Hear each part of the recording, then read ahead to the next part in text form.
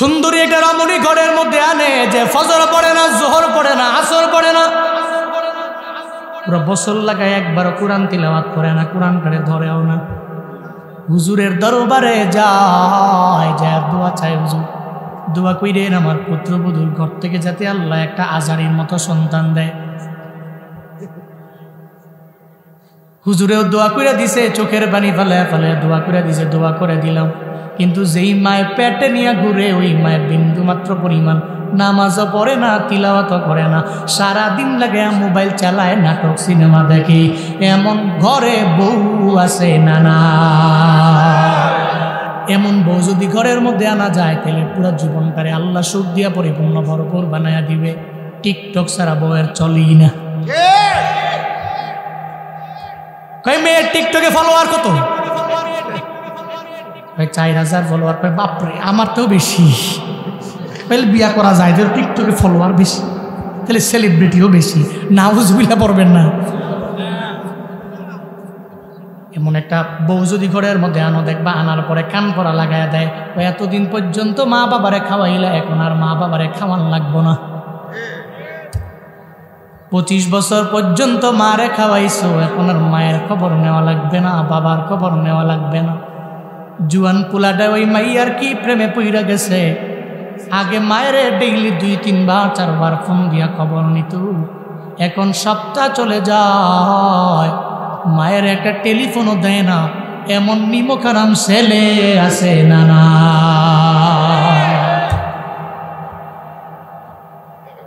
না রে যুবকেরা, এমন হওয়া যাবে না। জীবনে চলার পথে তুমি মায়ের মনের মধ্যে আঘাত দিতে পারবা না, বরং মায়ের দোয়া নিয়ে যদি আগে যেতে পারো। জুনায়েদ আল হাবিব তো মা বাবার ওয়াজ করে সবার জানা আছে, যারা বয়ান শুনে তারা জানে রে কেন মা বাবার বয়ান করি আমি জানি রে বুলেট মিস হয়ে যেতে পারে, কিন্তু আব্বা আম্মায় যখন 2টা হাত বাড়ায় রবের দরবারে একটা দোয়া কইরা দিবে, এই দোয়া জীবনে কোনোদিন মিস হতে পারে না, ঠিক কিনা? যেই মা বাবার দোয়া মিস হয় না, ওই মা বাবার দোয়া নিয়ে আগায় যাও। ওই মা বাবার থেকে দোয়া নিলে আল্লাহ তোমারে বড় দামি বানায় দিবে, সম্মানী বানায় দিবে রে বাপ। জীবনে কোনোদিন এদের মনের মধ্যে জীবনে কোনোদিন আঘাত দেওয়া যাবে না। ওয়েসাল কারনিরে দেখছো নি? যে ওয়েসাল কারনি মায়ের দোয়ার কারণে জগৎ বিখ্যাত একজন ওলিয়ে কামেল হয়ে গেলেন। শুধু ওলি না, ওলিউল আউলিয়া আল্লাহ তাআলা বানায়া দিয়েছে। বলেন মারহাবা। বিবা রব্বিনা ওয়া তাবিবানা ওয়া তাবিবা কুলুবিনা ওয়া মাওলানা মুহাম্মাদান আবদুহু ওয়া রাসূলুহু সাল্লাল্লাহু তাআলা আলাইহি ওয়া আলা আলিহি ওয়া আসহাবিহি ওয়া বারাকা ওয়া সাল্লাম وبارك وسلم تسليما كثيرا كثيرا أرسله بالحق بشيرا ونذيرا وداعيا إلى الله بإذنه وسراجا منيرا وبعد فأعوذ بالله من الشيطان الرجيم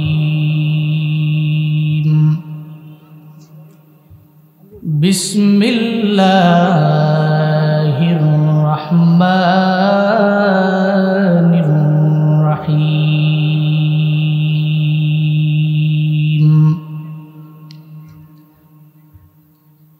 إنا أعطيناك الكوثر فصل لربك وانحر إن شانئك هو الأبتر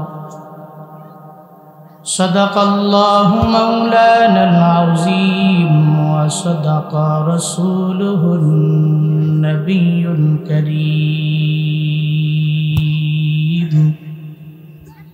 ونحن على ذلك لمن الشاهدين والشاكرين والذاكرين والحمد لله رب العالمين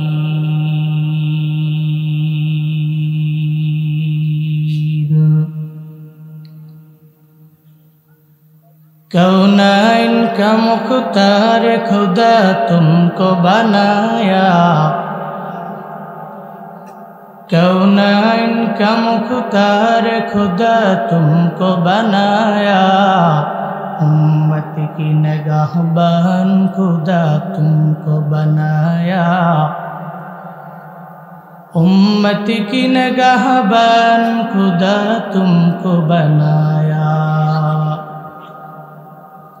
या रब मेरे आँखों में समा जाए मदीना या रब मेरे आँखों में समा जाए मदीना मुद्दत से मेरे दिल में तमन्ना है मदीना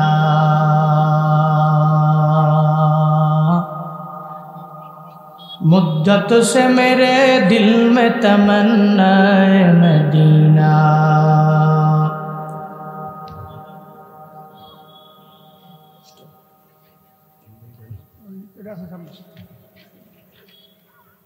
दारुल उलूम মাদ্রাসা কালারচর চকবেরি বাড়ি ফুলবাড়িয়া ময়মনসিংহের উদ্যোগে আয়োজিত 23তম বার্ষিক ইসলামী মহাসম্মেলনের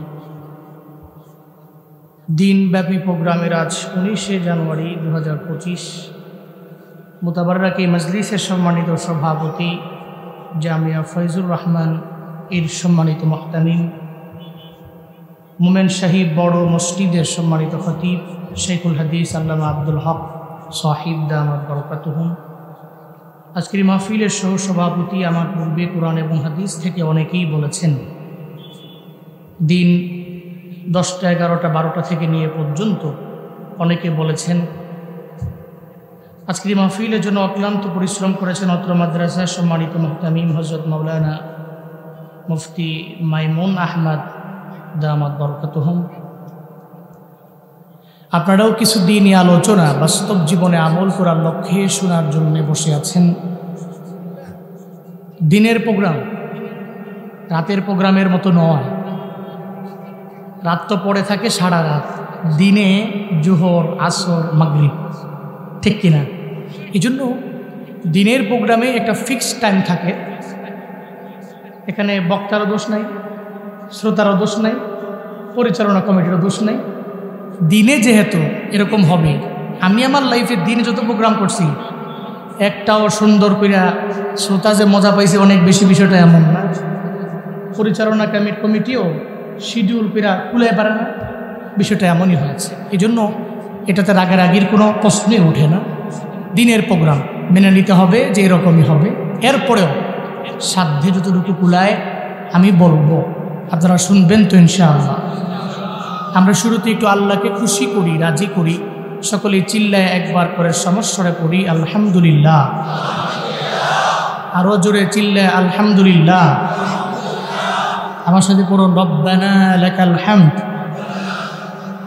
হামদান কাসীরান তাইয়িবান মুবারাকান ফি ইয়া রাব্বি লাকাল হামদু কামা ইয়ানবাগি লিজালালি ওয়াজহিকা ওয়া আযীমি সুলতানিকা লাকাল হামদু বিল কুরআন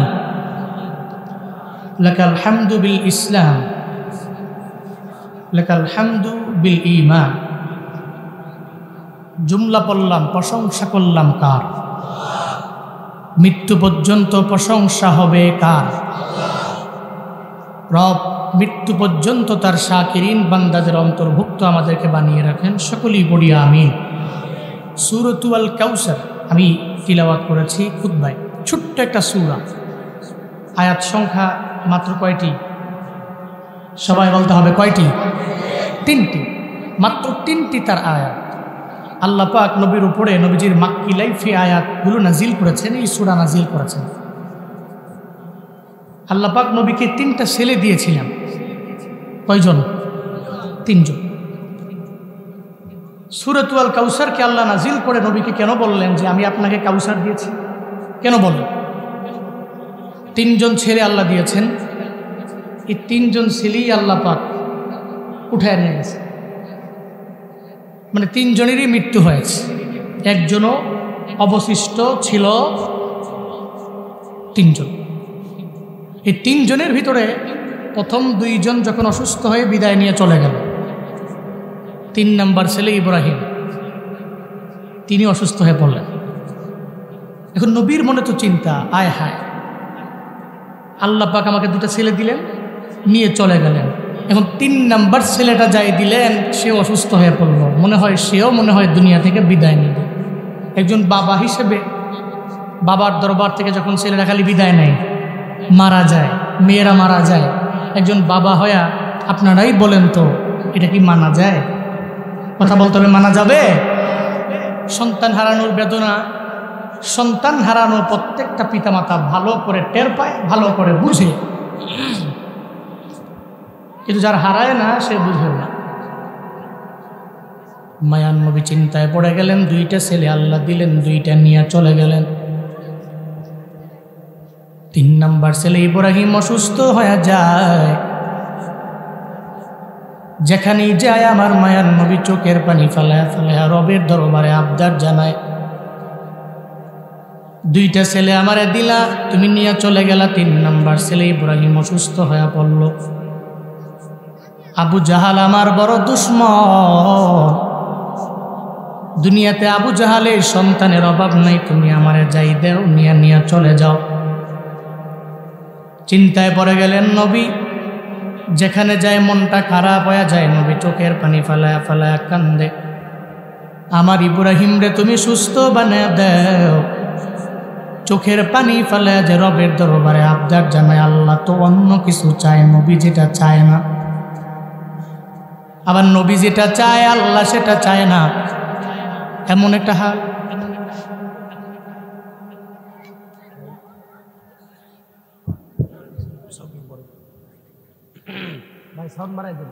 এমন একটা হালাতে আমার মায়ার নবী চিন্তায় পড়ে গেলেন, আল্লাহ তো একটা চাই, আমি আর একটা চাই, মানে 3টা ছেলে আল্লাহ দিলেন, 3টাইকে নিয়ে যাবেন কিনা। হঠাৎ করে একদিন হযরত ইব্রাহিম অসুস্থ হয়ে পুইরা দুনিয়া থেকে যখন বিদায় নিয়ে চলে গেল, নবীর মনটা বড় খারাপ।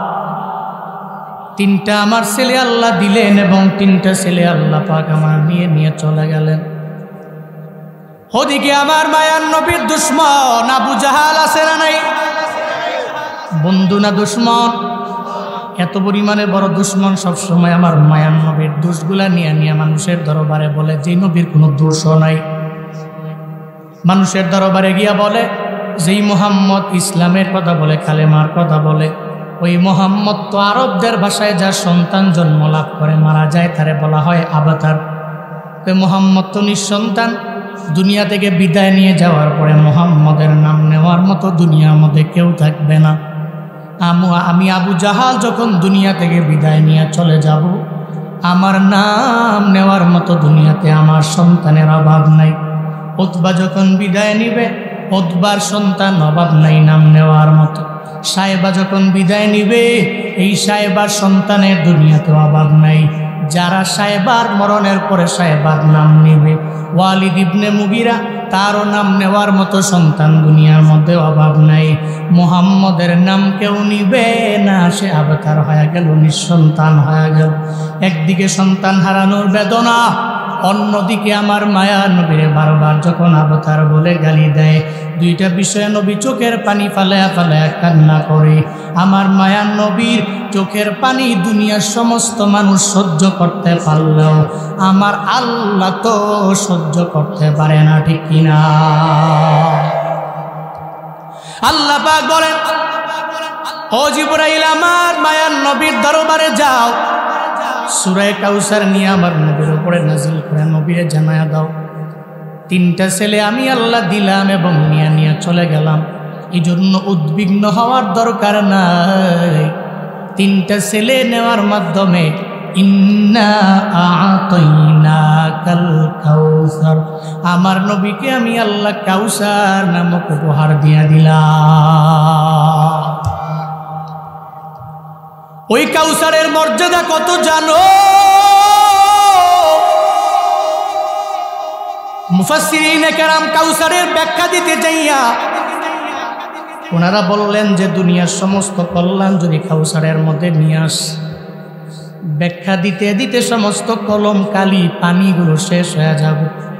এরপরে আমার মায়া নবীকে যে আল্লাহ কাউসার দিলেন, এই কাউসারের ব্যাখ্যা লিখে শেষ করা যাবে না। আল্লাহ পাক বলেন, নবী আপনি কেন উদ্বিগ্ন? আমি তো তিনটা ছেলে নিলাম, এর বিনিময়ে আমি আল্লাহ আপনারে কাউসার দিয়া দিলাম। কেমন কাউসার আল্লাহ নবীরে দিলেন? বান্দা মনোযোগের কান লাগায় শুনল। দুনিয়ার এমন কোন নবী নাই যেই নবীদেরকে আমার মাওলা মেরাজে নিয়ে গেলেন। হযরতে মূসা নবী রবের দরবারে এত রিকোয়েস্ট করলেন, আল্লাহ গো তোমার দরবারে কি নেওয়া যায় না? আল্লাহর সাথে মূসা নবী কথা বলে কম না বেশি? এত বেশি বলে লোকবি হয়ে গেল কালিমুল্লাহ জারবাবি। এত পরিমাণে কথা বলে বারবার মূসা নবী সিনাই পর্বতের মধ্যে দাঁড়ায় রবের দরবারে বলে, তোমারে দেখি না এত পরিমাণে কথা বলি রে আল্লাহ। আল্লাহ কয়, মূসা তুমি চাইলেই আমার দরবারে আসতে পারবা এমন না, আমি যারে চাই আমার দরবারে আমি নিয়ে আসব। নবীরে তো নিয়ে গেলেন, বিন্দুমাত্র পরিমাণ পারমিশন নেওয়া লাগে না, অনুমতিও নেওয়া লাগে না। কারণ নবীকে মেরাজে নেওয়ার জন্য আমার আল্লাহ বড় পরিমাণে আসে। নবীর তো আল্লাহ পাগল, এই জন্যই তো নবীরে আল্লাহ মেরাজে নিয়ে যায়। যেই বছরে দুইজন চলে গেলেন, চাচা আবু তালেব আমার নবীর বড় মায়া, আবার আম্মা জান খাদিজা আমার মায়ার নবীর এত পরিমাণে মায়া। একই বছরে দুইজন নাই। ইতিহাসে আজও ওই বছরের নাম হলো আমুল হুজন। ওটা আজও দুঃখের বছর হিসাবে পরিচিত। মায়ার নবী দুইজন রে হারাইয়া চোখের পানি ফালায়া ফালায়া যখন কান্না করে, আল্লাহ তো সহ্য করতে পারে না। আল্লাহ বলে, জিবরাইল মিকাইল নবীর দরবারে যাও। আমার নবীর দরবারে যাইয়া ওই নবীরে ঘর থেকে বের করাও, বাইতুল্লাহ জমজমের পানি দিয়ে আমার মায়া নবীর হৃদয়টাকে বের করে সুন্দর করে ধুইয়া এর পরে সিনা চাক করার মাধ্যমে আমি আল্লাহ দরবারে মেরাজে নিয়ে আসো, ঊর্ধ্বগমনে নিয়ে আসো। আল্লাহ কয়, নবী আমার, আমি আল্লাহ অন্য নবীরে যা দেই নাই, আপনারে আমি আল্লাহ তা দিয়া ভরপুর করে দিলাম। অন্য নবীরে যা দেই নাই, আপনার আমি তা দিয়েছি। তিনটা ছেলে দিয়েছিলাম, নিয়ে গেছি। কান্দেন কেন? ইন্না আ'তাইনা, আমি আপনাকে কাউসার দিলাম। শুধু কি তাই? পৃথিবীতে এমন কোনো নবী নাই যেই নবীর দরবারে আল্লাহ আজরাইল পাঠাইছেন, আয় যাও, যদি পারমিশন দেয় তাহলে রুটাকে কবজ করব, যদি পারমিশন না দেয় তাহলে করতে পারবো না। এত বড় পাওয়ারফুল কোনো নবী ছিল না যেটা আমার নবীর ছিল। সুবহানাল্লাহ জোরে পড়বেন না? আল্লাহ মালাকুল মউতরে পাঠাইয়া দিলেন, আমার মায়ার নবীর দরবারে যাও, যদি নবী পারমিশন দেয় তাহলে নবীর রূহটাকে কবজ করে নিয়ে আসবা। যদি আমার নবী না দেয়, নবীর রূহ কবজ করার মতো ক্ষমতা মালাকুল মউতের নাই। আল্লাহ পাক বলেন, নবীর দরবারে যাও। মালাকুল মউত যখন আমার মায়ার নবীর দরবারে আসলেন, আয়েশা বলে, নবী আমার, আল্লাহ পাঠাইছেন, যদি পারমিশন দেন রূহটাকে কবজ করে নিয়ে যাব। যদি না দেন রুটাকে কবজ করার বিন্দু মাত্র পরিমাণ ক্ষমতা আমি আজরাইলের নাই। মায়ার নবী ডেকে বলে, আজরাইল, রু কবজ করার জন্য আসছো, ভালো ব্যাপার, তবে আইনা কি জিবরাইল, আমার ভাই জিবরাইল কই আগে আমারে জানায় দাও। তার সাথে কথা বলার বাকি আছে, কিছু কথা বলবো, এরপরে পারমিশন দিব কি দিব না জানায় দিব। জিবরাইল ফিস সামাইল উলা, প্রথম আসমানে আছে। কয় জিবরাইল, আমি নবীর দরবারে খবর দাও, কথা বলার বাকি আছে। জিবরাইল আমার মায়ার নবীর দরবারে আসলেন। নবীরে দেখা চোখের পানি ফালায়া ফালায়া জিবরাইল নিজেই কাঁদতে লাগলেন। মায়ার নবীও জিবরাইলে দেখলেন। নবীও জিবরাইলে দেখার পরে চোখের পানি ফালায়া ফালায়া কান্না করে। দুইজনের দেখার পরে চোখের পানি ফালায়া কান্দে। মায়ার নবী বলে, জিবরাইল, চোখের পানি ফালায়া কেন কান্না করো, আমারে জানায় দাও। সব ফেরেশতাদের লিডার আল্লাহ তোমারে বানাইছেন, এত মায়া করে আল্লাহ তোমার পবিত্র আত্মাটা আল্লাহ দিয়া দিলেন। জিবরাইল, তোমার জিন্দেগিতে কোনো গুনাহ নাই, জীবনে তোমারে কানতেও দেখলাম না, কিন্তু আমারে দেখার পরে কেন তুমি চোখের পানি ফেলায়া কাঁদো? জিবরাইল বলে, নবী আমার, আমি কেন কান্না করি আপনারে পরে বলবো, একটু আমারে বলেন না, আপনি কেন চোখের পানি ফেলায়া কান্না করেন, আমারে বলেন না। মায়ার নবী জানায়া দেয়, জিবরাইল, আমি কেন কান্না করি তোমারে পরে বলবো, তুমি কেন কান্না করো আগে আমারে জানায়া দাও না। জিবরাইল কয়, নবী আমার, দুনিয়াতে এমন কোনো নবী নাই যেই নবীর দরবারে আমি গেলাম না। হযরতে আদম নবীর দরবারে আমি গেলাম, হযরতে ঈসা নবীর দরবারে তো দায়িত্ব ছিল আমার, আমি তো গেলাম। ইব্রাহিম নবীর দরবারে আমি গেলাম, হযরতে ইসমাইল নবীর দরবারে আমি গেলাম। সব নবীর দরবারে ওহী নিয়ে আল্লাহর পক্ষ থেকে আমি গেলাম। তবে সবার দরবারে আমি কিছু কিছু সময়ের জন্য গেলাম, আবার চলে আসলাম। আপনার দরবারে যে আসছি, একবার দুবার তিনবার চারবার শতবার নয়, আল্লাহর পক্ষ থেকে ওহী লইয়া আপনার দরবারে আমি আসছি 24,000 বার। জোরে পড়া যাবে না সুবহানাল্লাহ?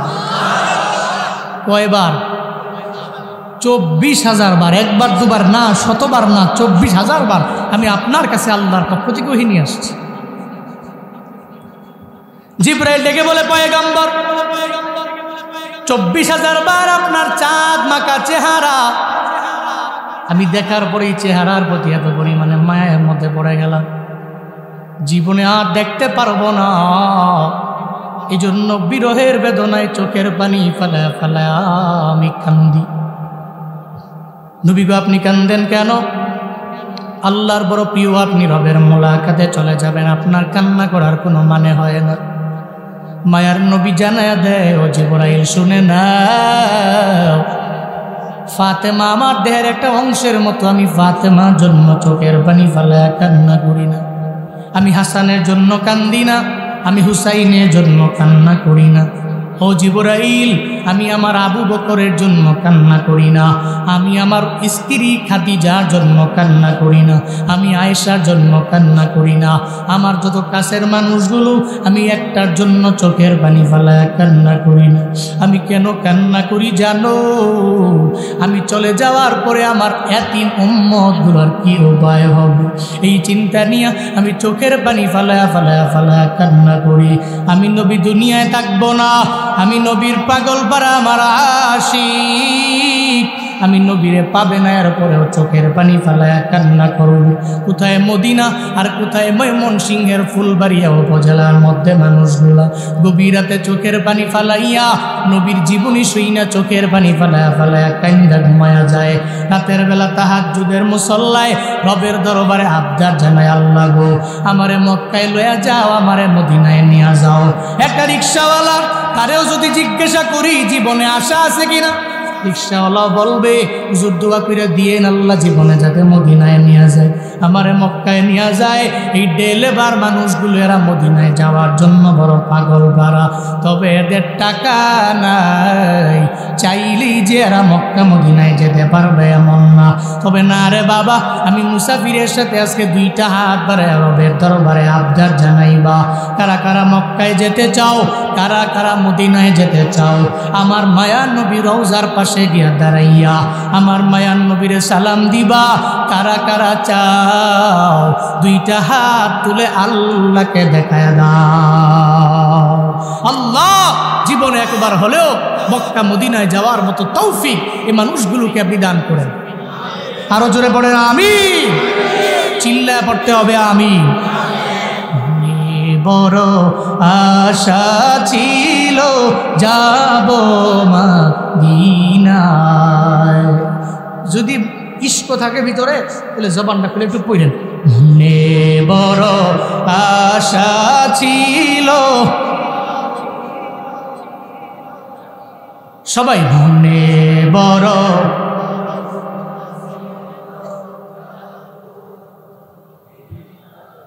সালাম আমি করব গিয়ে সালাম আমি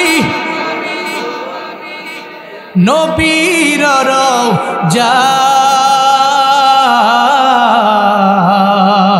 রওজায় মনে বড় আশা ছিল মনে বড় আশা ছিল আরব সাগর পারি দিব নাই কই আমার তোরি পাখি নয় তো উড়ে যাব জানাতে ভর করি আরব সাগর পারি দিব নাই কই আমার তোরি পাখি নয় তো উড়ে যাব জানাতে করি আমার আশায় আছি সম্বল নাই আশায় আছি করি কিউ পায়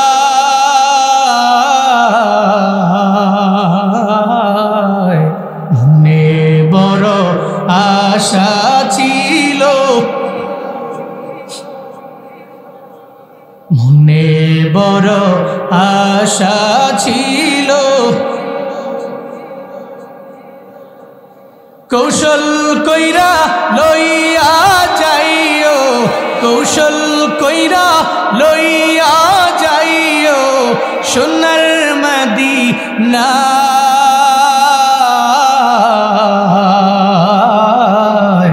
মনে বড় আশা ছিল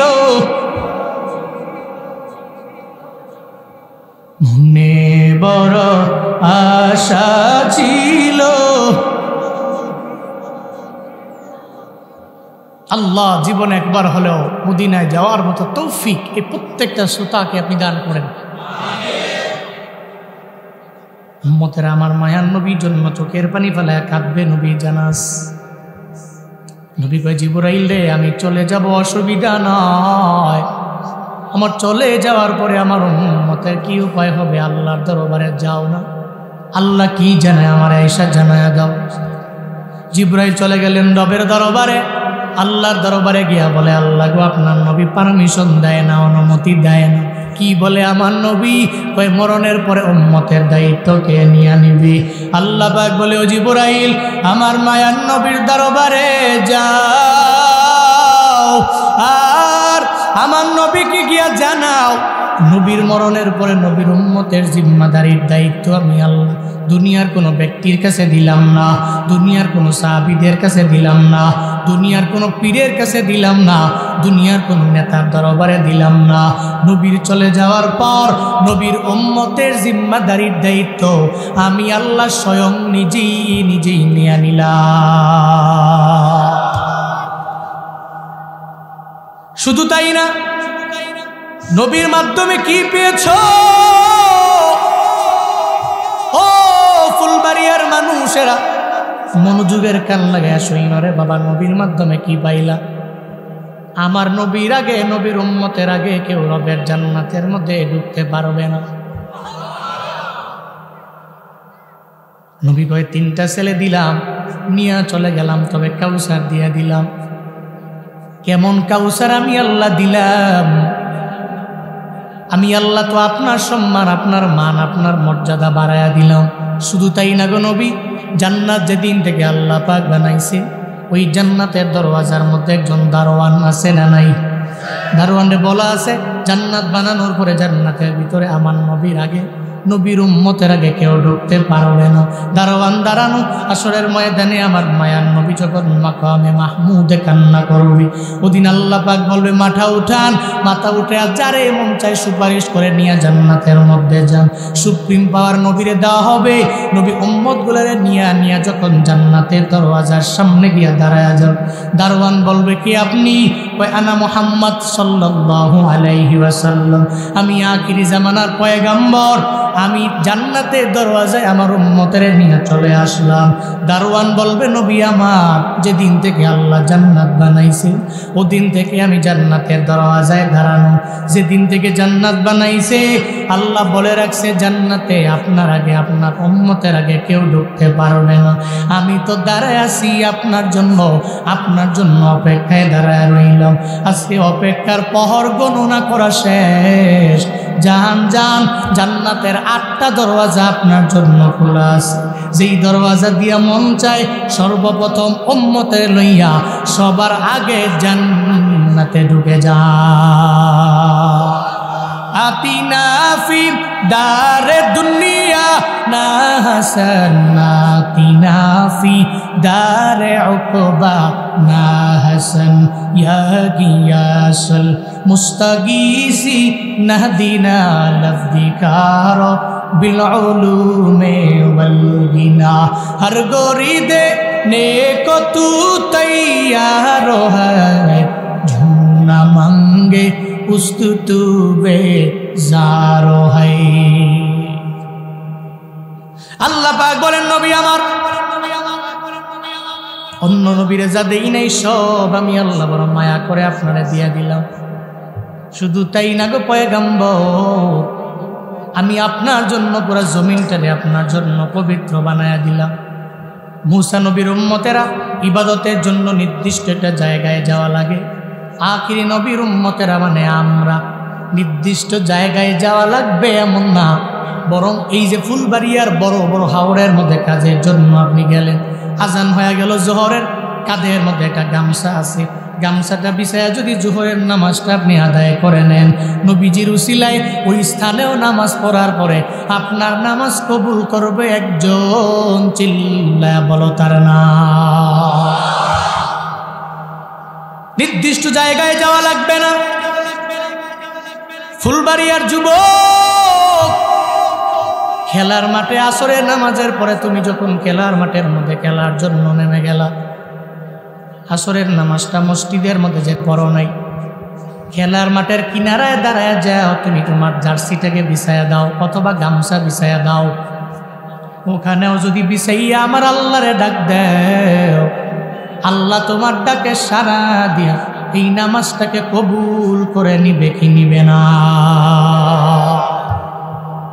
কিন্তু পড়ো না তো তোমরা, খেলায় খেলায় দুলায় দুলায় সময় চলে গেছে, খবরও নাই। নবীজির উসিলায় আল্লাহ কে দিয়েছেন আমাকে আপনাকে? নবীর সম্মান বাড়িয়েছেন, নবীর প্রত্যেকটা উম্মতের দাম, সম্মান, মর্যাদা, শরফ, করম সমস্ত কিছু আল্লাহ পাক বাড়িয়ে দিয়েছেন। কিন্তু এর পর কপাল পড়া উম্মতেরা এত সুযোগ পাওয়ার পরেও ফজরে যায় না। এই যে এত মাহফিল, এত ওয়াজ, এলাকার প্রত্যেকটা মসজিদে ফজরের সময় দেখেন মুসল্লি 6 জন, ঠিক কিনা? মুসল্লি 10, মুসল্লি 12, মুসল্লি 15, মুসল্লি 20। ফজরে পাওয়া তো যাই না, জোহরেও নাই, আসরেও নাই, মাগরিবে মনে হয় কিছু পাওয়া যায়, এশায় আবার আগের মতো না। পরিচয় তো দিচ্ছেন নবীর উম্মত, রবের বান্দা, পরিচয় খালি দিলে হইল? নামাজ তো পড়া লাগবে, খাঁটি মুসলমান তো হওয়া লাগবে। তুমি রমজান এলে রাখো না রোজা, দিনকে করো আঘাত, পয়সা করির নেই তো অভাব, দাও না তো যাকাত তুমি, ইমানদারির বড়াই করো, নেই তোমার ঈমান। ইমানদারির বড়াই করো, নেই তোমার ঈমান। তুমি কেমন মুসলমান, তুমি কেমন মুসলমান, কেমন মুসলমান, তুমি কেমন মুসলমান। নামাজের সাথে নাই পরিচয়, মানো না কোরআন, নামাজের সাথে নাই পরিচয়, মানো না কোরআন। তুমি কেমন মুসলমান, তুমি কেমন মুসলমান, কেমন মুসলমান, তুমি কেমন মুসলমান। তুমি সুদের টাকায় প্রাসাদ গড়ো, ঘুষ ছাড়ো না, দিন দুঃখী না কে মরে খবর রাখো না। তুমি ঘুষ খেয়ে বিচার করো সাজিয়া প্রধান, ঘুষ খেয়ে বিচার করো সাজিয়া প্রধান। তুমি কেমন মুসলমান, তুমি কেমন মুসলমান, কেমন মুসলমান, তুমি কেমন মুসলমান। তুমি নবীর উম্মত দাবি করো, সুন্নাহ মানো না, নবীর অপমানে তোমার হৃদয় কাঁদে না। তুমি বিজাতীয় সংস্কৃতিতে সপেছ পরাণ, বিজাতীয় সংস্কৃতিতে সপেছ পরাণ। তুমি কেমন মুসলমান, তুমি কেমন মুসলমান, কেমন মুসলমান, তুমি কেমন মুসলমান। নামাজের সাথে নাই পরিচয়, মানো না কোরআন, নামাজের সাথে নাই পরিচয়, মানো না কোরআন। তুমি কেমন মুসলমান, তুমি কেমন মুসলমান, কেমন মুসলমান, তুমি কেমন মুসলমান। ঠিক কিনা? তুমি মুসলমান, পরিচয় তোমার নামাজ, পরিচয় তো তোমার এটা। নিজেকে মুসলিম দাবি করলেই হবে না, নামের আগে মোহাম্মদ, আব্দুল্লাহ, কি সুন্দর নাম বাবাই রাখছেন। পরিবার মুসলমান, এই জন্য আমিও মুসলমান না। আপনার নামাজ, আপনার রোজা, আপনার যাকাত, আপনার সুদ মুক্ত টাকা, আপনার ঘুষ মুক্ত আর্ন, আপনার নবীর সুন্নতের উপরের আমল পরিচয় বহন করে আপনি কি মুসলিম নাকি অন্য ধর্মের কোনো ব্যক্তি, এটা পরিচয় বহন করে আপনার নামাজ, আপনার কালেমা, আপনার যাকাত, আপনার রোজা, আপনার হজ।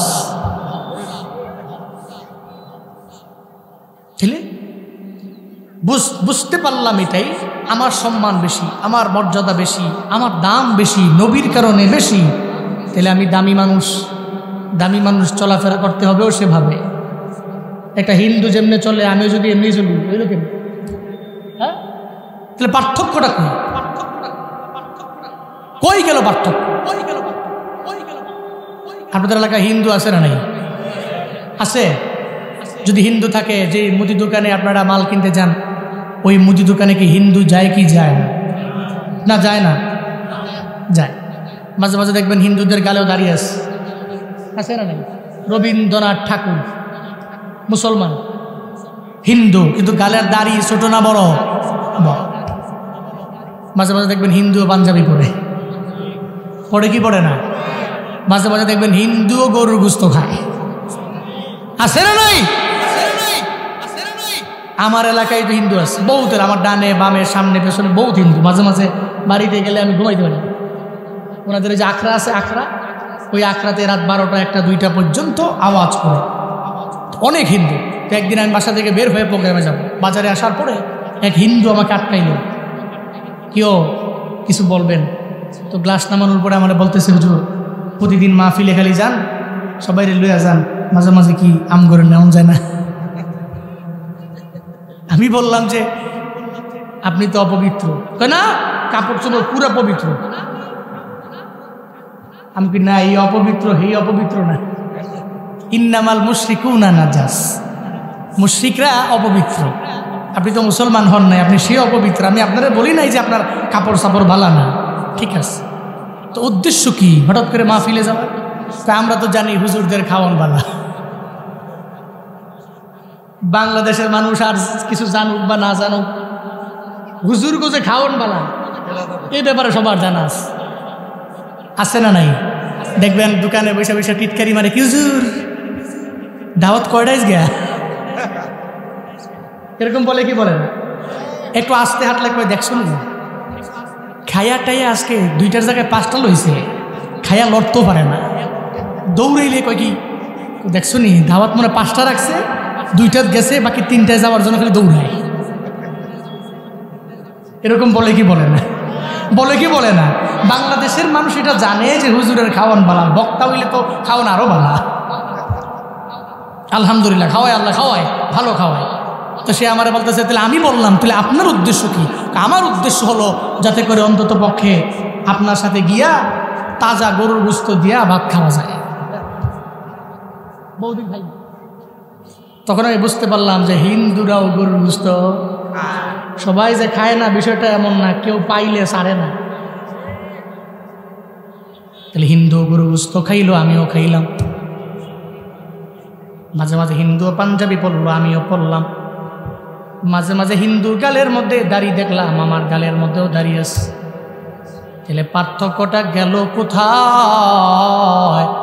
একটা হিন্দুরে কাশি দিয়া বাইন্দাও ফজরের নামাজে নেওয়া যায় না, মুসলমানরে বলা লাগবে না ফজরের আজান হয়ে গেলে পানি দিয়া অজু বানাইয়া দৌড়াইয়া মসজিদে যাবে, ঠিক কিনা?